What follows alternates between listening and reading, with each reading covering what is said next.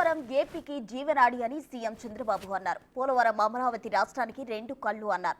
చైనాలోని 3 Gorges dam కంటే పోలవరం మెరుగైన ప్రాజెక్టు అని పేర్కొన్నారు. పోలవరం ప్రాజెక్టు కోసం 2014 నుంచి 19 మధ్య రాత్రింబవళ్లు శ్రమించామని తెలిపారు. ఒకేసారి 32,000 క్యూబిక్ మీటర్ల కాంక్రీట్ వేసి వరల్డ్ రికార్డు సృష్టించామని చంద్రబాబు వెల్లడించారు.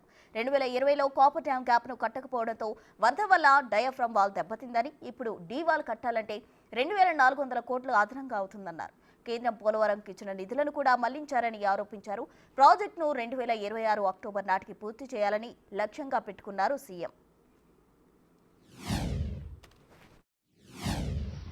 ఆంధ్రప్రదేశ్కి విభజన తర్వాత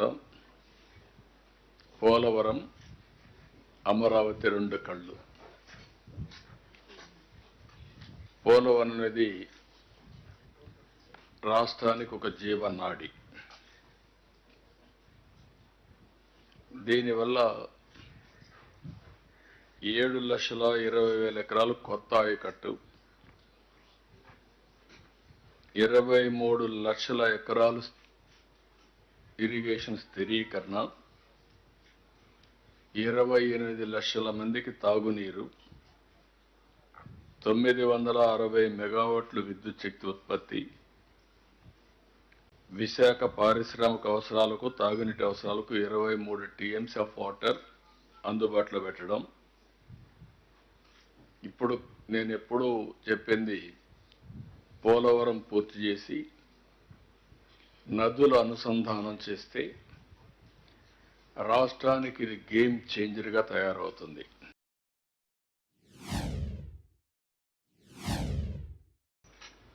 అయితే ఈ ప్రాజెక్టు యొక్క ప్రాముఖ్యత కూడా మీరు చూస్తే 50 లక్షల క్యూసెక్స్ డిశ్చార్జ్ చేసే కెపాసిటీ. చైనాలో ఉండే అతిపెద్ద డ్యామ్ 3 గార్జెస్ డ్యామ్, దానికంటే ఎక్కువ డిశ్చార్జ్ ఇది. అందుకే ఇది చూసినప్పుడు 93 మీటర్లు డయాఫ్రమ్ వాల్, అత్యంత ఎత్తైన స్పిల్వే గేట్స్. అలాంటి మల్టీపర్పస్ ప్రాజెక్ట్ ఇది. దీన్ని యజ్ఞంలాగా చేశాం. 2014 నుంచి 19 వరకు రేయింబుగుళ్ళు పనిచేశాం. లోయర్ అప్పర్ కాఫర్ డ్యాముల మధ్య పెద్ద ఎత్తున మనం సుడిగుండాలు వచ్చినట్టు వచ్చి కింది వరకు 2020లో మొత్తం ఎరోషన్ గురయ్యే పరిస్థితి వచ్చింది. టోటల్గా దెబ్బతినే పరిస్థితికి వచ్చింది. 200 మీటర్లు గ్యాప్ 3లో, గ్యాప్ 1లో ఎరోషన్ గురయ్యే పరిస్థితి వచ్చింది. కింద నుండే సాయిల్ డిస్టర్బెన్స్ కావడమే కాకుండా, ఇప్పుడు మీరు అక్కడ చూశారు, అక్కడ శాండ్ తీసుకొచ్చి మళ్ళా వైబ్రో కాంపాక్షన్ చేస్తున్నాం. ఎందుకంటే మొత్తం సాయిల్ అంతా లూజ్ సాయిల్ అయిపోయింది. రేపు ఇప్పుడన్నా కానీ ఒక భూకంపాలు అలాంటివి వస్తే ప్రాజెక్టు కూడా షేక్ అయ్యే పరిస్థితి వస్తుంది. కాబట్టి ఆ స్టాండర్డ్స్ ప్రకారం మళ్ళా చేయాల్సిన అవసరం మొత్తం చేసే పరిస్థితి వచ్చారు. ఒక దుర్మార్గమైన కార్యక్రమం వచ్చినప్పుడు 2,400 కోట్ల రూపాయలు అదనంగా అయింది. ఉదాహరణకు న్యూ డయాఫ్రామ్ వాల్ 990 కోట్లు. ఆ రోజు 440 కోట్లతో పూర్తి చేశాం. మోర్ దెన్ డబల్ అయింది. ఇంకో పక్క వైబ్రో కాంపాక్షన్, నేను పెట్టిన ఇసుక మీరు చూశారు, ఇప్పుడు చూపించాను అక్కడ, 836 కోట్లు అయింది. శాండ్ ఫిల్లింగ్ 363 కోట్లు.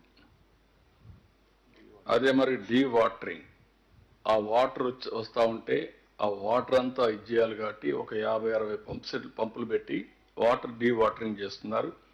211 కోట్లు అయింది. మొత్తం కలిస్తే 2,400 కోట్ల రూపాయలు ఖర్చు అయింది, అదనంగా అవుతుంది. ఇది కాకుండా అప్పటికి ఇప్పుడు కాస్ట్ ఎక్స్క్లవేషన్, ఏదైతే సిమెంట్ ధరలు పెరిగాయి, మిగిలిన రేట్లు పెరిగాయి, లేబర్ పెరుగుతుంది, ఇన్ఫ్లేషన్ ఉంది, అవన్నీ వస్తే అది కూడా పెరిగే పరిస్థితికి వచ్చింది. ఇంకొక పక్క గవర్నమెంట్ ఆఫ్ ఇండియా ఇచ్చినటువంటి 8,242 కోట్లు ఇస్తే 2,334 కోట్ల రూపాయలు డైవర్ట్ చేశారు.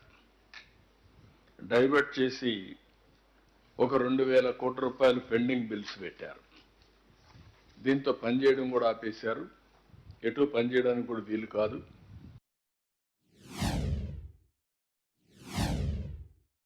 ప్రాజెక్టు సివిల్ వర్క్స్ అన్ని 71.793 ఆ రోజు మేము చేశాం. 3.84% మాత్రం వాళ్ళు చేశారు.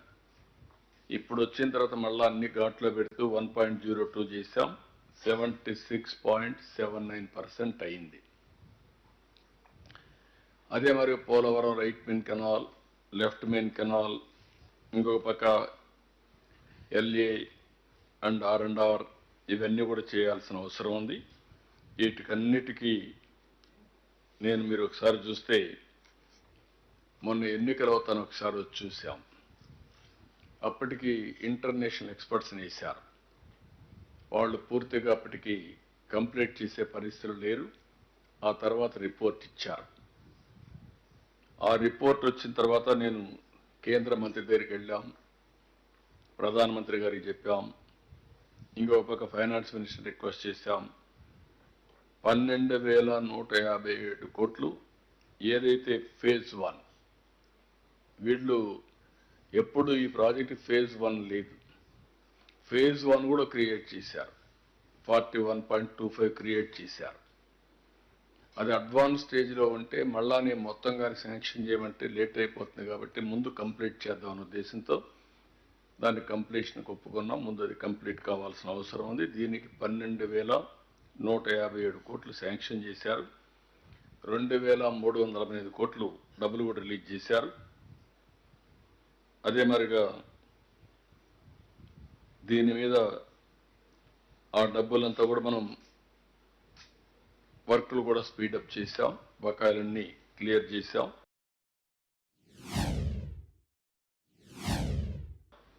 ఇంకొక పక్కన లెఫ్ట్ మెయిన్ కెనాల్ పనులు అనకాపల్లి వరకు పూర్తి చేయడానికి టెండర్లు కూడా పిలిచాం. ప్రాజెక్ట్ని పూర్తిగా కంప్లీట్ చేయడానికి ఒక యాక్షన్ ప్లాన్ కూడా తయారు చేశాం. అందుకే ఈరోజు నేను వచ్చింది క్లియర్ కట్గా ఏ పని ఎప్పుడు లోపల అవుతుందో టెక్నికల్ డీటెయిల్స్ కూడా దృష్టిలో పెట్టుకొని ఫ్రీక్వెన్సీ కూడా ఏది ముందు చేయాలి, ఏది వెనకాల చేయాలి, ఏది ప్యారల్గా చేయగలుగుతాం అవన్నీ కూడా దృష్టిలో పెట్టుకొని, ఎందుకంటే ఇది చాలా ఇంపార్టెంట్ ప్రాజెక్ట్స్, అవన్నీ కూడా దృష్టిలో పెట్టుకొని ఇటీవల PPA ఎక్స్పర్ట్స్, CWC వీళ్ళందరూ కూడా ఒక 3 రోజులు వర్క్షాప్ పెట్టారు. ప్యానల్ ఆఫ్ ఎక్స్పర్ట్స్ 2 times ఇక్కడికి వచ్చారు. డీ వాటరింగ్ కానీ, అప్రోచ్ రోడ్ నిర్మాణం కానీ, వర్కింగ్ ప్లాట్ఫామ్స్ అన్ని పనులన్నీ మొదలుపెట్టాం. మళ్ళీ దీన్ని స్పీడప్ చేస్తున్నాం.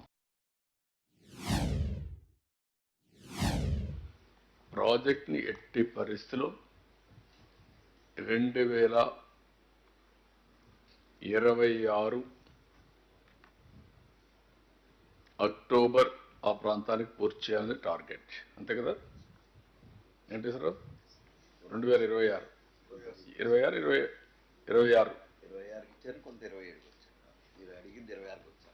కాబట్టి అప్పటికి పూర్తి చేయాలనేది ఒక టార్గెట్ పెట్టుకున్నాం. ఏం రమణారెడ్డి గారు? 100%. దానికి మైన్యూట్ డీటెయిల్స్ కూడా వర్కౌట్ చేయమన్నాను. నేను చెప్పింది బ్రాడ్ మైల్ స్టోన్స్. దీనికి డీటెయిల్డ్గా కీ పర్ఫార్మెన్స్ ఇండికేటర్స్ తయారు చేయాలి. ఏ డేటుకు ఏ పని ఎంతవరకు అవుతుంది, దానికి ఫ్లో చార్ట్ కూడా స్టాండర్డ్ ఆపరేషన్ ప్రొసీజర్ తయారు చేయాలి.